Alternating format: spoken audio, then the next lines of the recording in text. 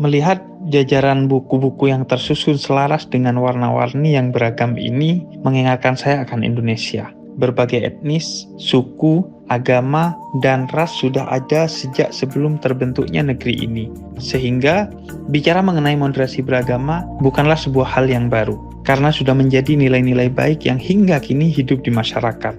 Saya akan berkeliling ke berbagai daerah di Indonesia untuk menggali hal-hal baik seputar moderasi beragama yang ada, sehingga kita terpanggil untuk senantiasa menjaga dan merawatnya bersama-sama. Yuk, kita OTW!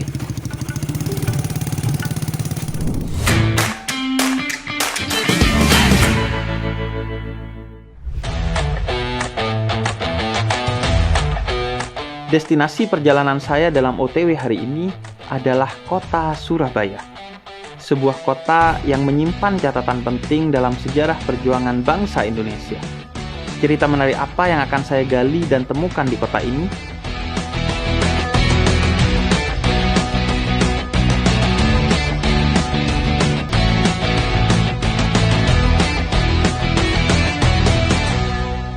Assalamualaikum warahmatullahi wabarakatuh. Hari ini saya OTW ke Surabaya untuk mengulik cerita-cerita moderasi beragama dalam konteks perjuangan kemerdekaan Indonesia. Yuk kita OTW.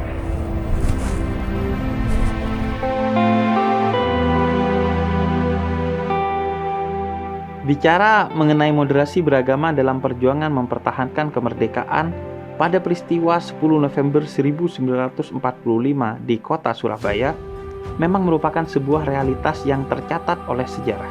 Perjuangan tak hanya dilakukan oleh para kiai dan santri saja. Segenap warga atau arek-arek Surabaya dari semua golongan, termasuk keturunan peranakan Tionghoa yang sudah sejak lama tinggal dan menetap di Surabaya pun memiliki andil yang tak kecil. Keturunan peranakan Tionghoa di kota Surabaya sudah melebur sejak lama. Jejak tradisi dan budayanya dapat dengan mudah kita jumpai. Salah satunya di tempat yang akan saya kunjungi ini, Pasar Atom.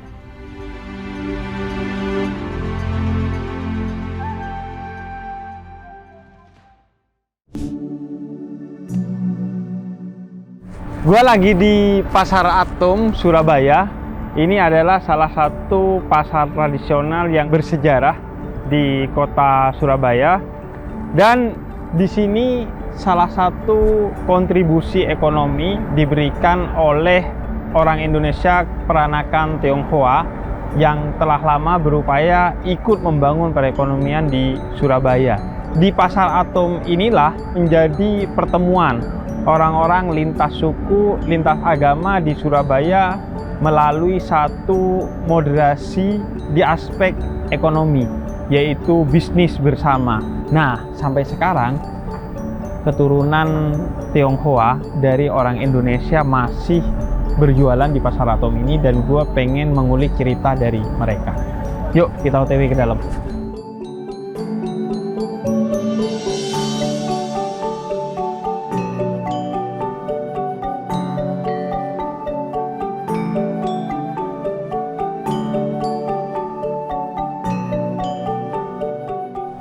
Nah, kok? Apa kabar Pak? Apa kabar? Lama ya. Dengan Gimana? siapa? Saya dengan Edili Pak, Edili. Edili. Oke, Pak Abi, gimana Pak? Kabarnya Pak? Kabar baik. Oke, kok. ini Jadi, jalan-jalan nih ya. jalan-jalan kok. Mari Pak. Kok ini udah lama di sini, kerjaan Lama, di Pak, sini. lama Ini ya. toko sendiri. Ya, toko sendiri, tapi ya toko sendiri kita yang kelola sendiri gitu ya. Itu. Oke. Ya. Udah berapa lama kok? Sekitar 10 tahun Pak. 10 tahun udah di sini. Iya. Gila, satu dekade tuh. Masih- Ini apa aja masih- biasanya yang Ini dijual, biasa Kok? kita jual itu manisan Pak. Manisan. Manisan, terus ada camilan, kerupuk ya. Camilan, Terus khas kerupuk. Surabaya, lapis Surabaya, kulit ikan ada, terus Oke. ada kayak kuku macan, apa macam-macam ada. Oke. Nah, ini biasanya kalau tempat-tempat gini kan menjadi pertemuan lintas etnis ya. Betul, Kok, betul, ya? betul. Nah, gimana pertemuan kemudian hubungan orang-orang yang lintas etnis tuh, kayak Koko kan Ya. Tionghoa, Betul. kemudian ada orang Jawa, ada orang Madura juga di Surabaya kan banyak. Nah, itu biasanya gimana kok pertemuannya? Biasa kalau masalah pertemuan gitu itu kita udah berbaur ya, Berbaur. udah terbiasa ya. Jadi kita tuh nggak pernah membedakan tuh antara datang siapa dari Madura, dari Arab, kita itu sudah anggap sama semua, Pak. Sangat. Ya kan? Jadi kalau rata-rata yang makanan yang kita jual ini bisa dimakan si A, si B, si C, semuanya oke. Semuanya Bukan, oke bukan, ya. bukan. Iya. Dan biasanya ini nggak kok, selain ngobrolin soal jual beli, ada obrolan lainnya nggak? Kalau kita Di biasa Pasar Atom di sini? Pasar Atom toko ini ya sering terjadi. Cuman nggak seperti yang ciri khas yang di Arab ya. Iya. Jadi kita yang kayak di Indonesia yang kononnya cuman berdiri, bercanda, ngomong, Bercanda. menyapa, terus Iya. sambil belanja, sambil Betul. cerita. Sambil Gitu aja sih, cerita. Pak. Ya. Sambil apa Sambil nimbang, ngobang, sambil makan, cerita nimbang. dari Iya. mana. Ini Betul, Pak. Betul, Pak. basa-basi, tapi yang justru memberikan kehangatan di antara kita.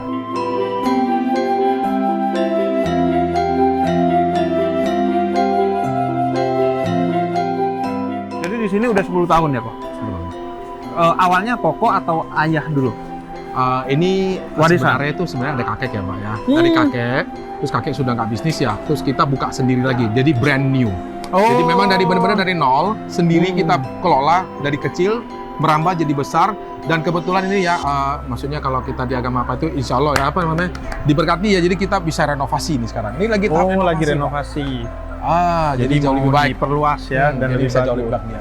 Dan memang tuh, kalau Tionghoa itu biasanya memang kekuatannya adalah pada warisan bisnisnya. Mereka menjaga warisan bisnis dari nenek moyangnya. Nah, kalau Arab itu biasanya menjaga warisan majelis. Mereka majelis dari kakeknya, kemudian sampai ke cucunya dan seterusnya biasanya dijaga dengan kuat. Dan dua-duanya itu sama-sama menjadi media moderasi beragama. Ada yang melalui bisnis, bertemu dengan bermacam orang, ngobrol, saling kenal, sehingga saling sayang. Ada yang melalui majelis. Dengan ilmu, akhirnya saling kenal dan saling belajar di antara perbedaan kita. Kok, saya mau OTW lagi nih kok. Siap, Pak.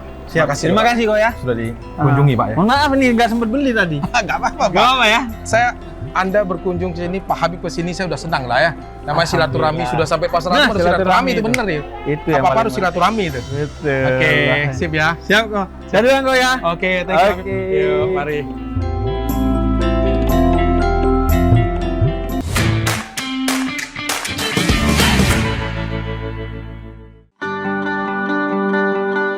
Pasar merupakan tempat bertemunya antara penjual dan pembeli. Pasar Atom yang terletak di Surabaya Utara ini bisa dibilang merupakan salah satu pasar legendaris yang dibangun sejak awal tahun 70-an. Di sini, mayoritas pedagang diisi oleh para keturunan peranakan Tionghoa Jawa. Berjalan menyusuri selasar pasar menjadi sebuah pengalaman yang unik, di mana dengan jelas kita bisa melihat berbagai interaksi yang menggambarkan bagaimana moderasi dalam aspek ekonomi tercipta dengan apik di kota Surabaya ini.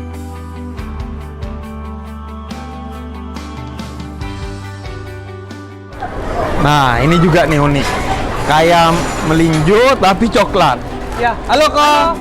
Kok, namanya Iya. siapa kok? Kevin. Kevin. Iya, Oke. siap, Kok, Beb. ini kayak melinjo kok. Kue emping kalau di Jakarta. Rasanya Iya. biasanya bukan manis, tapi ini manis ya? Iya, bentuknya mirip. Bentuknya iya mirip. Tapi rasanya sama teksturnya kalau mungkin yang paling mirip itu sama leker.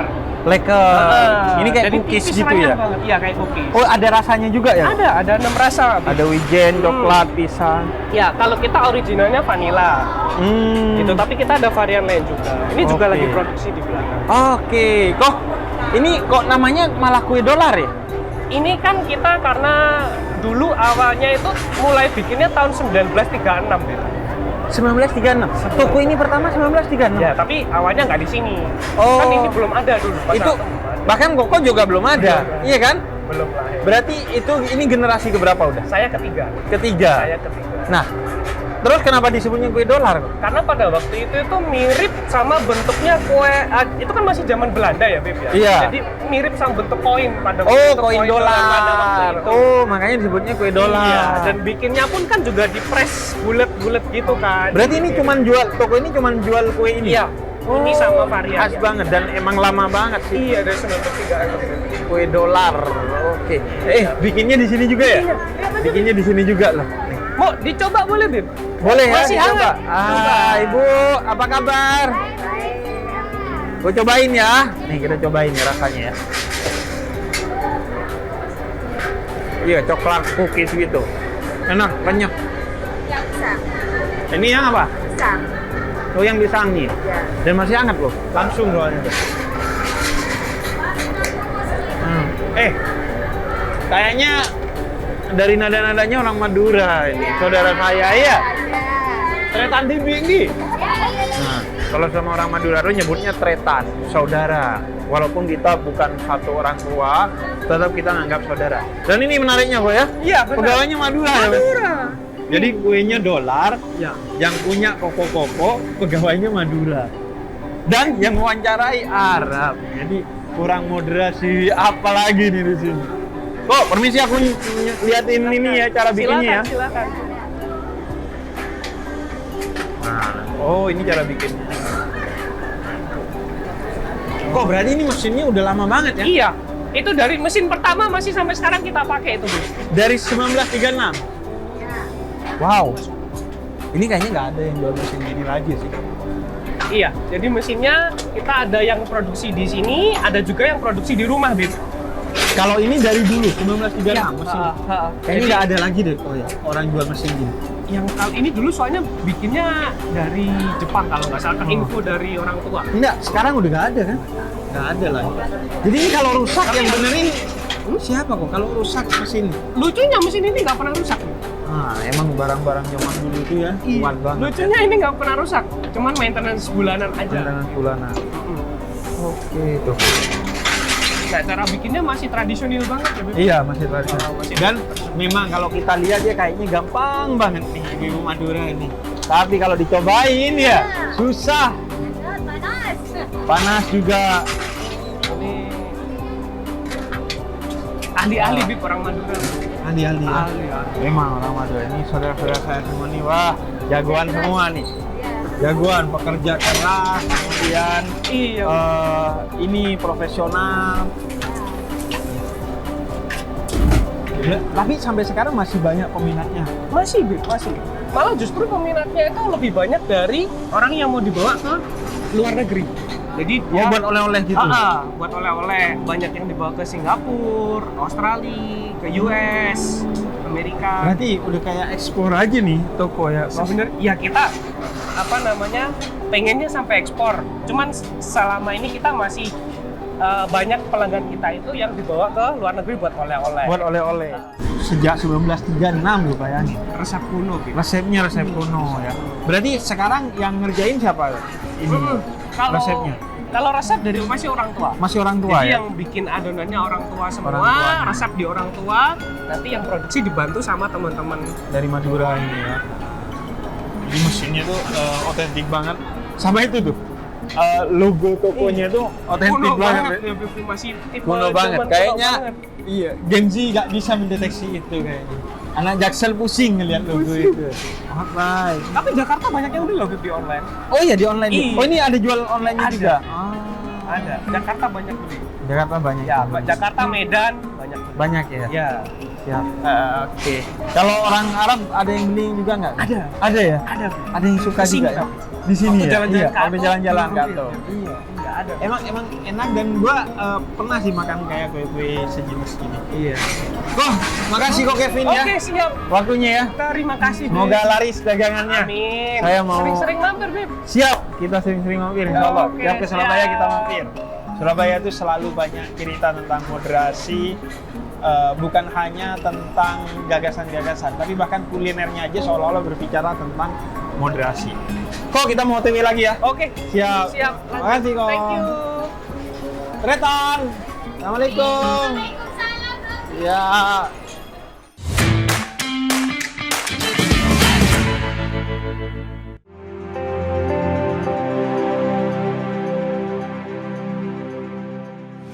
Di masa kolonial, Surabaya berkembang menjadi salah satu kota modern yang menjadi salah satu pintu masuk Pulau Jawa bagi para pelancong selain Batavia. Di awal abad ke-20, kota ini merupakan pusat perdagangan yang besar dan ramai, sehingga menarik minat para pendatang. Salah satunya adalah orang-orang Tionghoa yang menempati jumlah terbesar imigran di kota Surabaya. Kembang Jepun yang namanya sudah eksis sejak 1821 merupakan salah satu sentra perdagangan, perbankan, dan jasa khususnya oleh para peranakan Tionghoa yang sangat ramai pada masanya bahkan hingga saat ini.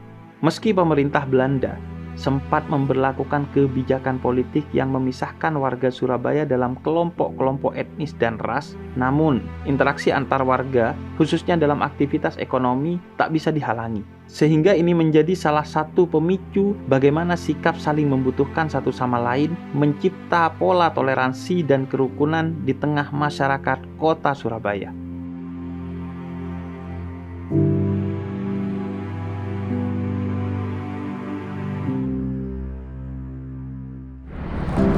Kembang Jepun adalah salah satu kawasan di kota Surabaya yang menjadi salah satu prasasti keragaman di kota Surabaya.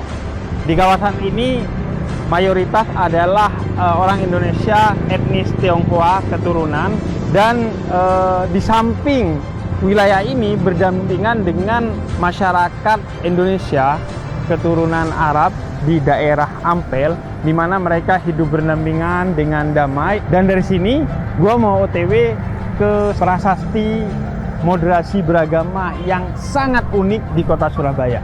Yuk kita OTW lagi.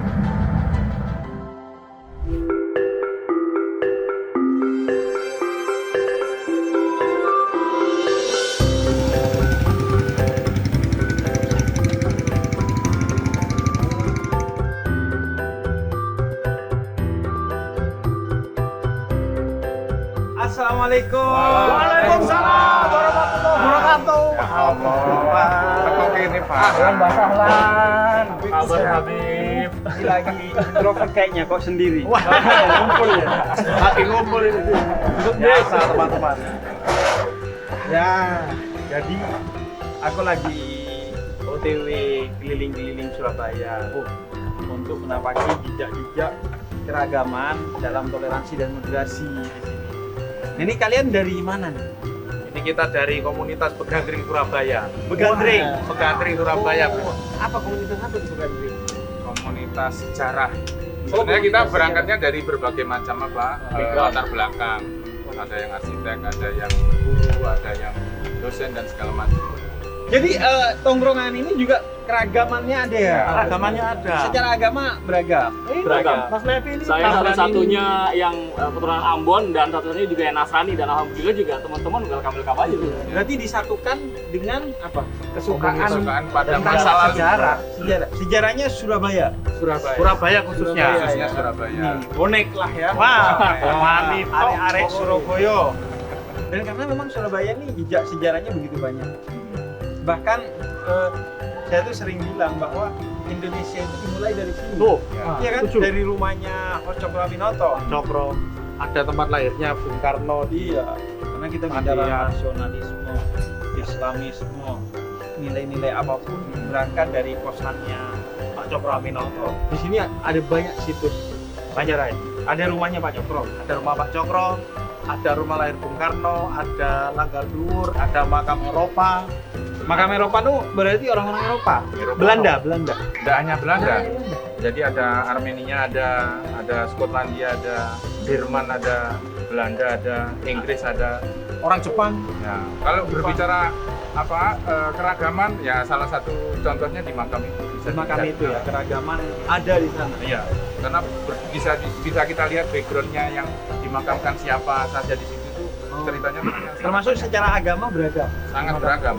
Ada Yahudi, ya banyak sekali Yahudi, terus Kristen pasti, Katolik juga ada, penyebar misi Katolik pertama yang di Santa Ursulin itu juga dimakamkan di sini. Yang 40 orang suster itu.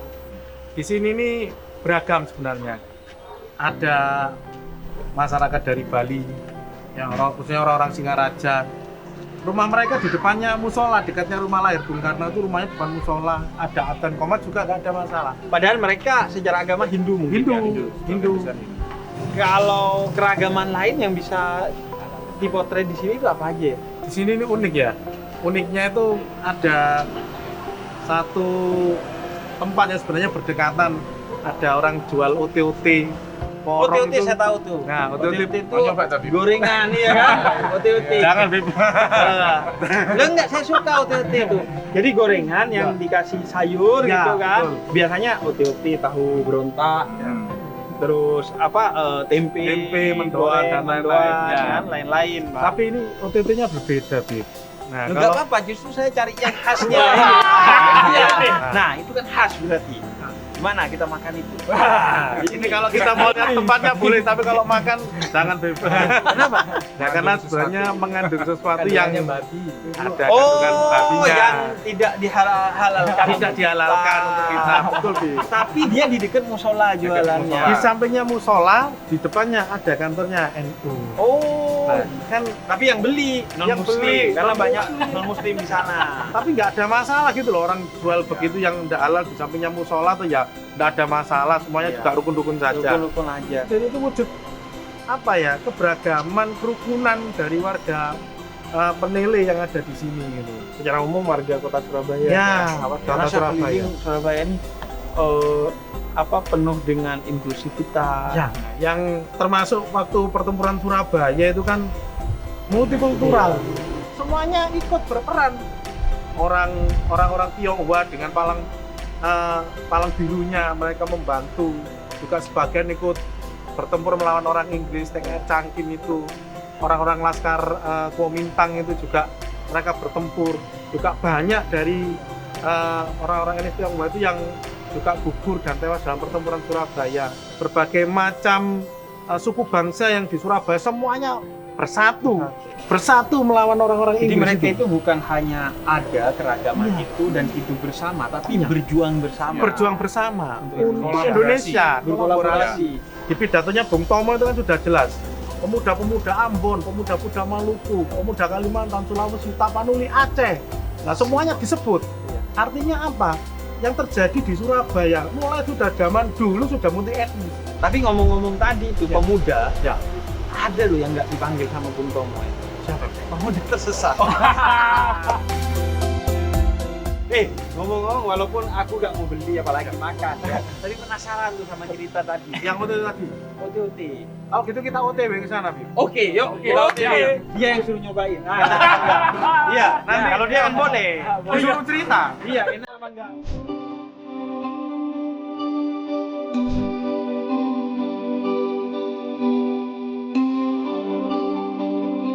Udah lama kita OTOT di sini. Kalau yang ini dari tahun 88, cuma ibu saya jualnya dari porongnya tahun 60-an. Dari tahun 60-an, tapi kalau yang di sini dari tahun 88. Berarti generasi kedua sih. Yang tiga. Oh, ketiga ya. Itu rata-rata yang kita temuin di Surabaya ini generasi ketiga semua. Enak banget ya. Enak banget Bib. Sebentar, saya tambah lagi nih. Perjalanan ke Surabaya ini begitu menginspirasi saya. Tak hanya bicara tentang moderasi beragama, tetapi juga kolaborasi yang dilakukan oleh semua kalangan arek-arek Surabaya, termasuk saudara-saudara dari keturunan etnis Tionghoa demi mempertahankan kemerdekaan dan menjaganya hingga hari ini. Saya akan melanjutkan perjalanan menggali cerita baik seputar moderasi beragama di daerah lain. Yuk kita OTW!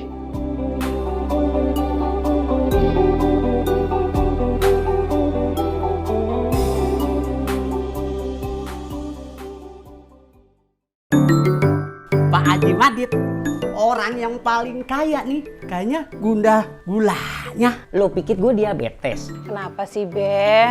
Nanti Babe darah tinggi loh. Babe nih mau zakat, cuman takut Babe salah milih. Sekarang kan udah ada 7 pasti berzakat, Be. Maksudnya apa nih? 7 pasti berzakat itu, Be, agar kita bisa memastikan kemana zakat kita disalurkan, Be. Pastikan legalitas lembaganya, Be. Pastikan layanan amilnya. Pastikan nisab dan bukti setornya. Pastikan transparansi pengelolaannya, Be. Pastikan manfaat zakat bagi mustahiknya, Be. Pastikan pelaporannya dan pastikan audit syariahnya, Be. Gitu. Tuh, Be, dengerin kata anaknya. Nggak sia-sia kan kita sekolah yang tinggi-tinggi. Iya, siapa dulu dong babenya? Bang Madid gitu loh. Dengan 7 pasti berzakat, Pastikan zakat kita terkelola dengan tepat. Bismillah.